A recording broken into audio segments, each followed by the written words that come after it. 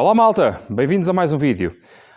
Sempre que vocês têm um carro que tem sistemas controlados por vácuo, seja o turbo, a EGR, válvulas de admissão, seja lá o que for, todos esses sistemas são interligados com a mesma alimentação de vácuo. Sempre que existe um problema qualquer numa das linhas, todas elas ficam afetadas por causa dessa fuga. E por causa disso, por vezes temos erros, por exemplo, de pressão do turbo, que nada têm a ver com o turbo, nem com o sensor, nem com o regulador da pressão, mas sim com fugas no sistema de vácuo. Então, neste vídeo, vou-vos explicar como diagnosticar uma fuga no sistema de vácuo. Este é o carro que eu tenho com regulação de pressão do turbo e da borboleta de admissão por vácuo, portanto é neste que nós vamos trabalhar. Também podia trabalhar no meu sedã, mas como vocês sabem, esse carro não está sempre presente comigo. Portanto, vou-vos dar aqui só uma vista geral de quais é que são os componentes que este carro tem em relação ao sistema de vácuo. Portanto, a peça principal, como é óbvio, é a bomba de vácuo. Nós podemos testar qual é que é a eficiência desta bomba de vácuo e já lá vamos. De seguida, esta bomba de vácuo vai alimentar o servofreio para podermos ter travões com mais eficiência, com mais potência também. E temos ali em baixo, eu já vou mostrar mais perto, temos uma caixa que é uma reserva de vácuo. Essa reserva é muito, muito importante para quando o carro está a fazer troca de velocidades, por exemplo. Alturas em que a bomba de vácuo não está a conseguir fazer toda a sua bombagem e temos ali uma reserva de vácuo, mesmo para quando o carro até está desligado, conseguir fazer aqui algumas coisas, até como eu já mostrei em alguns vídeos anteriores. Vou deixar os links em baixo. Portanto, nessa reserva de vácuo existe depois uma derivação, ou quantas forem precisas, para o atuador da borboleta de admissão e outra derivação para o regulador da pressão do turbo. Eu já vou mostrar tudo com mais detalhe. Portanto, se nós temos uma fonte de alimentação de vácuo e se ela é partilhada a partir de certo momento, seja por uma caixa de derivação, seja por um T, seja por um acessório qualquer, sempre que há uma perda de vácuo em qualquer lado, todos os sistemas são afetados. Agora, é óbvio que o sistema do turbo é muito mais controlado do que os outros sistemas. Não existe nenhum sistema para controlar, por exemplo, aqui a borboleta de admissão, ok? Por isso é que nunca aparecem erros relacionados com isso. Aparecem sim erros relacionados com a pressão do turbo, porque está constantemente a ser vigiado pelo sensor da pressão do turbo, que também podemos testar neste vídeo. Então temos aqui o tubo principal de vácuo que vai para o servofreio e temos aqui uma derivação com este tubo mais fino, e depois daqui vai para a caixa de reserva de vácuo. Ao mexer aqui o tubo do lado direito, conseguimos ver que é este o tubo que está a mexer, que faz a alimentação da caixa de reserva de vácuo. Ok, agora a caixa estando com vácuo, temos duas saídas acima. Uma à esquerda, à minha esquerda, conseguimos ver que vai diretamente para a eletroválvula, que depois, se seguirmos o outro tubo, faz o controlo da borboleta de admissão para fazer, por exemplo, o desligar do motor, para proteger o volante do motor. E o outro tubo, mais à direita, mais do lado do condutor, portanto, vai fazer a alimentação do regulador da pressão do turbo. Portanto, conseguimos agora ver que esta eletroválvula é a que controla, se seguirmos este tubo aqui, que está a mexer, vai controlar a borboleta de desligar o motor. Como já sabem, esta borboleta é crucial para proteger o volante do motor. Este tubo aqui, se nós seguirmos esse tubo de borracha, ele vai se ligar a este tubo metálico e no fim, se nós seguirmos, vai ligar então à eletroválvula de controle do turbo. E da eletroválvula do controle do turbo vai ligar ao turbo em si. Conforme temos o máximo de vácuo possível neste tubo, ou seja, 0,9 bares, depois esse vácuo é regulado nesta eletroválvula. Desta eletroválvula é enviado para o turbo através deste tubo de borracha, que passa depois por um tubo plástico e novamente por um tubo de borracha, para a haste do turbo, para o pulmão ou o atuador do turbo. E desta forma, alterando a geometria do turbo, dando assim mais ou menos pressão conforme o que é necessário. E vocês podem perguntar, então, mas porquê é que nós não anulamos isso tudo e não colocamos o turbo sempre direto, sempre com o máximo de potência possível? Não é bem assim que funciona. Aliás, ele realmente tem o máximo de potência possível, ou seja, a posição em que ele está, quando está a começar a levantar a rotação a partir do ralentio para cima, está de facto na maior posição possível, na posição de mais potência possível. Se nós continuássemos com essa posição de potência, ele entra em overboost, ou seja, demasiada pressão do turbo, e então dá-vos o erro, porque o sensor consegue ver qual é que é a pressão que está a acontecer, vai comparar com o mapa e vai dizer alta aí que a pressão está demasiado alta. Se vocês virem aqui em baixo, esta é a posição de repouso da haste da geometria do turbo. Portanto, nesta posição, peçam a alguém para pôr o cara a trabalhar e vejam bem qual é que é o comportamento deste veio, desta hastezinha. Peço desculpa que eu estou com a rinite alérgica e isto às vezes não é fácil. Então, eu não vou pôr o cara a trabalhar para não fazer barulho, mas tenho aqui uma ferramenta que nos vai permitir dar vácuo àquela peça. Então, ao pôr o cara a trabalhar, o que vocês vão querer ver é esta haste a mexer bastante depressa, basicamente instantaneamente. Em menos de um segundo ela tem que passar ao seu limite máximo. Desta forma, ficam com potência máxima no turbo. Todos os sistemas de turbo de geometria variável, de todas as marcas, funcionam desta forma, ok? Para todas as marcas, todos os carros. Então, o que acontece é que agora tem o cara a trabalhar o relantim, o turbo está preparado para começar a dar o máximo de potência possível e conforme começam a conduzir o carro e a pedir cada vez mais potência em forma de aceleração do motor, ele vai começar a retirar, de facto, alguma geometria desta forma. Porque se ele continuar sempre ao máximo, o que vai acontecer é entrar em overboost, vai entrar em pressão, demasiada pressão do turbo e depois obviamente vai dar um erro, não é? Mas se vocês reprogramarem e tirarem os erros, o que vai acontecer sem vocês se aperceberem é demasiada pressão do turbo e rebentam com o turbo, com a tubagem e com outros componentes, ok? Não devem ter demasiada pressão do turbo, por isso é que nós temos limites para isso. Então, conforme depois vocês vão outra vez descendo a rotação para baixo das 2000, abaixo das 3000, ele vai voltando outra vez a dar o máximo possível e conforme vocês voltam outra vez a acelerar às 3000 rotações, até às 3000 ou a partir das 3000, portanto passam a barreira das 3000 rotações, ele vai de facto tirar a maior parte da geometria. Ora bem, nesta posição de repouso, o turbo está dimensionado para trabalhar bem a partir das 3000 rotações, 3000, 4000, por aí assim. Depois a partir das 4000 ele faz aqui mais umas coisas, mas agora não importa. Ou seja, para que é que serve a geometria? Abaixo, estou a arredondar, ok? Abaixo das 3000 rotações, ele vai redimensionar o interior da geometria para conseguir ter mais pressão do turbo com menos caudal. Conforme tem mais caudal do turbo, ele não precisa de ter agora tanta geometria, por assim dizer, e vai retirando.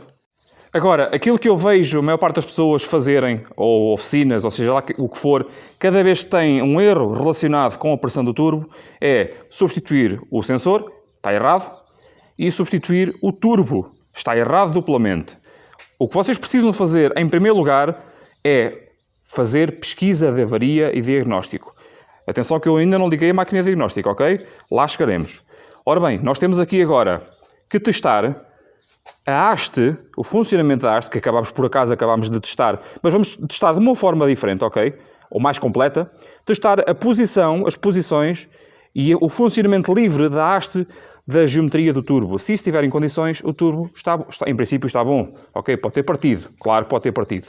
Mas em relação a avarias esporádicas de pressão do turbo, é isto que está a acontecer e depois é óbvio que vêm dizer já mudei isto, já mudei aquilo e o carro está igual e o problema era um tubo vácuo. O próximo passo é ver onde é que está ali a haste de atuação da geometria do turbo, seguir o tubo todo, seguir pelo carro todo, até conseguirem ver onde é que o tubo liga ao regulador da pressão. Desligam esse tubo e vão ligar à vossa agora ferramenta, desta forma. E na ferramenta vão querer fazer 2 testes. Agora, com a nossa pistola de vácuo, uma pistola de testes de vácuo, vão querer colocar em posição de vácuo, porque esta pistola faz vácuo ou pressão, e nós vamos querer bombear a pistola até ter o máximo de vácuo possível, que é normalmente 0,9 bar. Ok? Como vimos ainda agora no teste da posição da haste, neste momento nós estamos a pôr a haste do turbo no máximo da sua posição, E o que vão querer fazer a seguir, já está ali a 0,9, o que vão querer fazer a seguir é esperar o tempo que for preciso. Segundos, minutos, horas, não importa. A agulha não pode mexer nunca. Durante este teste também podem complementá-lo com movimentar os tubos de borracha que vão nessa ligação. Portanto, desde a ferramenta até a haste turbo, vão movimentando, vão forçando os coisas de borracha, os tubos de borracha, e assim que vocês tiverem um movimento, vão vigiando também aqui a agulha, tiverem um movimento na agulha, fizer isto, por exemplo, tem lá um problema. Pelo menos um problema conseguiram encontrar. Porque às vezes as fissuras não se veem, são mesmo muito difíceis de perceber. E sim, 80% das vezes o problema são mesmo fissuras nos tubos que fazem com que ele perca vácuo sem se aperceberem. Já conseguiram perceber que o vácuo é mesmo muito pouco. Demora muito a tirar. Ok, vamos aqui perceber. Já tirar tudo. Mas para perder o vácuo é muito fácil. Era só isto. Agora, o segundo teste é um teste de verificação da prisão da geometria. Conseguimos com este teste verificar se de facto existe ou não prisão na geometria do turbo. Portanto, eu tenho a haste na sua posição de máxima força, tenho o vácuo no máximo, ok? E eu vou desconectar esta ligação rápida, vou desconectá-la com muita rapidez e vocês vão ver lá em baixo a rapidez com que a haste se vai movimentar. Tem de ser com uma rapidez muito grande. Não pode haver prisões, não pode haver lentidão, não pode ficar a meio caminho, nada disso. Tem que fazer exatamente isto. Viram? Desta forma, tenho a garantia de que não há qualquer problema na geometria em termos de prisões, ok? Não há prisão na geometria variável do turbo, não há nenhum problema nessa zona. Por isso, o nosso problema, a nossa suposta falta de potência, tem que estar noutro sítio. Temos agora aqui 2 ou 3 dicas que eu vos quero dar. Aqui na válvula, quando se começam a tirar os tubos todos para fora, pode começar a ser um pouco confuso. Agora, onde é que vai onde é que os tubos são todos iguais? Como é que eu ligo isto? É bastante fácil de perceber. Como vocês podem entender agora, este tubo aqui que vem daquela caixa preta lá atrás, ela basicamente tem que ter a depressão da bomba, tem que ter os 0,9 bar, correto? Seja lá quantos desvios e quantas variações que tenha pelo caminho, tem que ter sempre o máximo de vácuo possível para alimentar a eletroválvula. Esta eletroválvula e todas as eletroválvulas de comando de vácuo têm sempre escrito VAC e OUT. E também podem ter aqui ATM, que é atmosférico. Isto é um filtro, ok? Quando o filtro não está incorporado na eletroválvula, tem um terceiro tubo que vai dar então ao filtro. Portanto, nós temos aqui VAC e no VAC vamos ligar o vácuo máximo possível. VAC direto da bomba, independentemente dos desvios que faça. Vem da bomba. E no OUT, porque é que não diz turbo? Porque é que não diz EGR? Porque é que não diz outra coisa qualquer? Porque estas eletroválvulas funcionam para muito mais sistemas do que só eletroválvula de turbo, ou de EGR, ou seja lá do que for. Então o OUT é a função que ela vai fazer. Então nós vamos ligar a mangueira do OUT ao turbo, que é aquilo que nós queremos controlar. Então OUT aqui para baixo, e cá em cima, onde diz VAC, é o vácuo direto da bomba. Mas agora vamos testar este VAC. Uma terceira coisa que eu quero mostrar aqui, esta ficha, e todas as fichas do carro, por assim dizer, não é? Têm que estar em excelentes condições. Se ali os terminais estiverem com muita corrosão, é óbvio que a eletroválvula não vai funcionar bem e vocês vão ter problemas de regulação de turbo, seja turbo a mais, turbo a menos, seja lá o que for. Portanto, muito cuidado com sistemas elétricos, sistemas pneumáticos. É preciso verificar tudo antes de substituir, seja lá o que for. Agora o que eu gosto de fazer, o próximo passo, é de facto testar se existe aqui vácuo para alimentar esta eletroválvula. Se eu testar aqui nesta ponta, ao mesmo tempo estou a testar todas as ligações, inclusive a caixa de reserva de vácuo, até à bomba. Portanto, todas as ligações, todos os conectores, tudo e mais alguma coisa. Se eu tiver aqui 0,9 bar, vou ter tudo a funcionar desde a bomba até aqui, porque estou a testar todo o sistema. Atenção que ao ligar o automóvel, a reserva de vácuo neste momento vai estar cheia de ar, não é? À pressão atmosférica, e vai demorar algum tempo até esvaziar essa reserva de vácuo toda. Vai demorar algum tempo até ganhar vácuo. Mas vamos ver qual é que é a reação.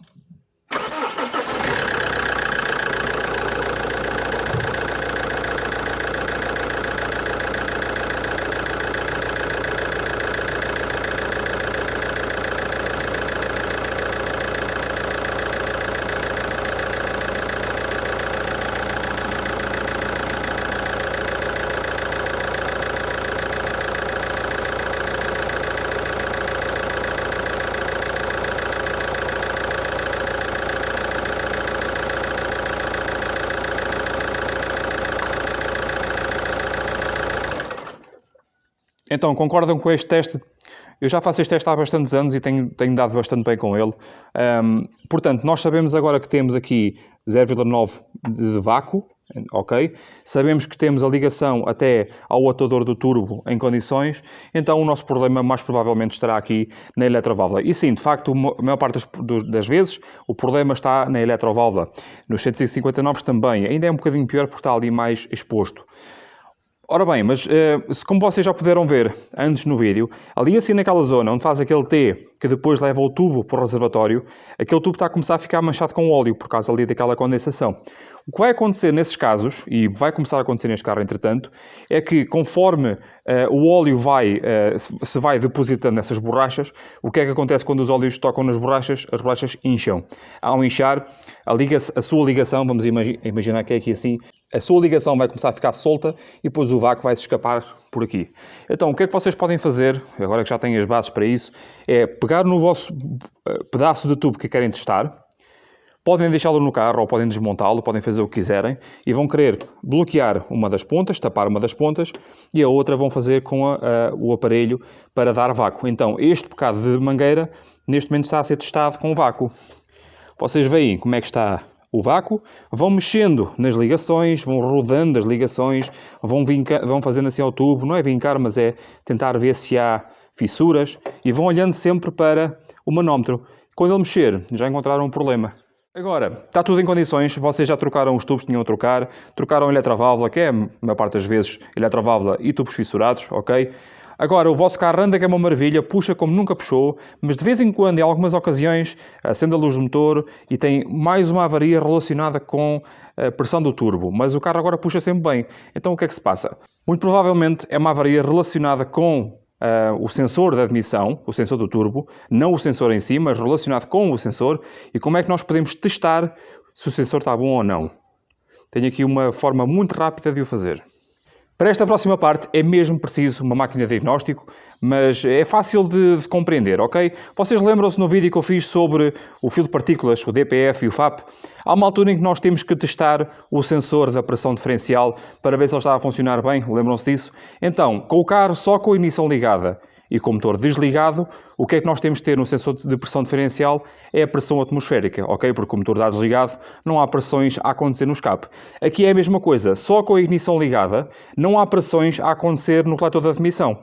Então, de facto, até o sensor está cá fora, está ligado à ficha à mesma, e o que é que nós temos que ler aqui no sensor de pressão? Pressão atmosférica.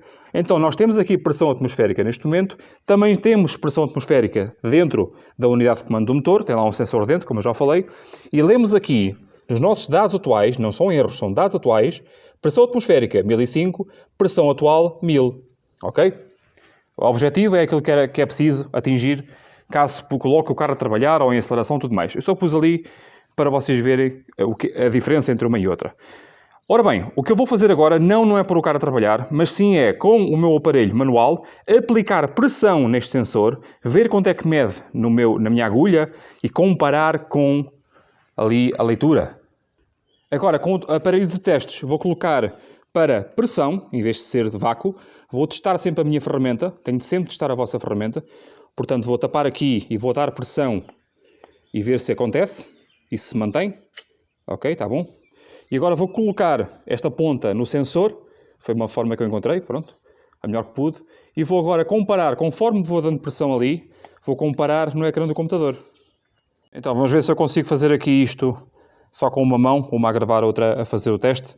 Agora, como vocês podem compreender, se o vosso sensor não medir, ou seja, ignição ligada, motor desligado, se o vosso sensor não medir a pressão atmosférica, está avariado, ponto final.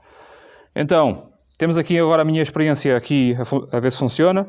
Eu sei que consigo chegar até uma certa pressão e vamos ver se lá chegamos sem estourar aqui a ligação. Portanto, vocês têm sempre que adicionar a pressão atmosférica à vossa pressão lida. Portanto, pressão lida do turbo, nós não estamos a 1000, ok? Estamos a pressão atmosférica mais 0 neste momento. Então, conforme vamos adicionando, vamos pôr ali já no meio bar, conforme vamos adicionando pressão, 600, 700, vem ali 1600, porque é a pressão atmosférica mais a pressão gerada pelo turbo. Nós estamos a simular pressão gerada pelo turbo, percebem? 1200, vá, 1100 e qualquer coisa. 1200 dá 2200. Por aí fora. Podem continuar até aqui aos 2 bares, acho que ele rebenta o tubo. Portanto, 2 bares aqui e ali marca 2 mais 1000. Estão a perceber? Sempre assim. Claro que no carro sempre passa aos 2400, 2500, por aí assim, dá defeito. O mapa não aceita, o mapa original, claro. Portanto, este método é o método recomendado e ensinado pelas formações, pelas fábricas. É assim que se faz o teste aos sensores, é assim que se deve proceder para saber o que é que se passa. Portanto, conforme nós estamos a testar o sensor devagarinho, o que vai acontecer é que ele vai chegar a uma altura em que vai bloquear, o parâmetro vai bloquear, não vai subir nem descer, ok? Não quer dizer que tenhamos uma avaria logo ao início da pressão, mas conforme certa pressão atua sobre o sensor, ele pode bloquear nessa posição, por assim dizer. A mesma coisa se aplica aqui aos medidores de massa de ar. Eles podem medir muito bem até certa quantidade de ar e daí para cima não medir. Para isso vamos fazer depois outro vídeo, ok? Outra coisa que tem que ter em consideração nos sensores de pressão do coletor de admissão destes motores são 2 coisas. A ficha que vai ligar ao sensor, os terminais têm que estar perfeitos, sem qualquer ponta de dúvida, e no sensor em si, cada vez que fazem uma revisão, tiram o sensor fora e ali no buraco do sensor, porque isto é um sensor de temperatura e de pressão, e na parte da pressão, onde tem aquele orifício lá dentro, têm que libertar aquele orifício. Pode ser com spray, com água, com detergente, com aquilo que vocês quiserem, porque estes sensores são bastante resistentes, são mesmo muito resistentes, estes sensores. São uma maravilha. O único problema é que eles entopem, mais nada. De resto, é um espetáculo. Aliás, a maior parte das avarias destes sensores é só limpar e está resolvido. E aqui está, mais um princípio de funcionamento de um sistema. Sim, princípios de funcionamento. Eu não quis bem fazer já avarias, como vocês já sabem, eu gosto primeiro, quando eu abordo um sistema novo, seja lá o qual for, eu primeiro gosto de fazer um vídeo sobre princípios de funcionamento. Se nós abordámos algumas avarias, mas foi por alto, não foi nada específico, nós não fomos fazer uma pesquisa de avaria mesmo, por assim dizer. Caso eu tivesse uma avaria, sim, faríamos, ok? Mas não é o caso. Agora, é melhor fazer assim primeiro. Eu sei que pode ser um bocado frustrante porque estão à procura de um problema específico, mas pensem numa coisa. Este princípio de funcionamento que se adapta a todas as marcas de todos os modelos do mundo, sabendo isto, vocês conseguem reparar o que quiserem, porque não há 2 problemas iguais, ok? Vocês têm o que vos importa mesmo, sabendo as vossas bases, os vossos princípios de funcionamento, conseguem-se adaptar, vocês conseguem-se adaptar a qualquer problema que vos apareça à frente. E também não só, depois quando aparecer algum problema relacionado com este, eu não tenho que estar constantemente a repetir as mesmas coisas, o que pode ser bastante chato estar sempre a ouvir a mesma coisa, não é? Portanto, vai ser muito melhor para vocês no futuro. Eu confio muito neste sistema, nesta forma de fazer o diagnóstico.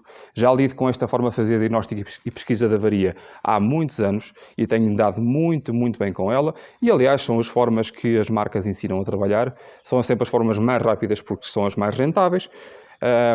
Mas sim, é preciso algumas ferramentas específicas. Mas é normal, o mundo dos automóveis é mesmo assim e vai ser cada vez mais especializado. Muito bem. Como vocês já sabem, eu gosto muito de repetir esta parte. Espero que tenham gostado deste vídeo, espero que possam partilhar com os vossos amigos, considerem subscrever e façam like no vídeo. Em baixo na descrição existe muita coisa que vos pode ser útil, inclusive ajudas para o canal, caso queiram fazer, como é óbvio. Até à próxima, pessoal. Tchau!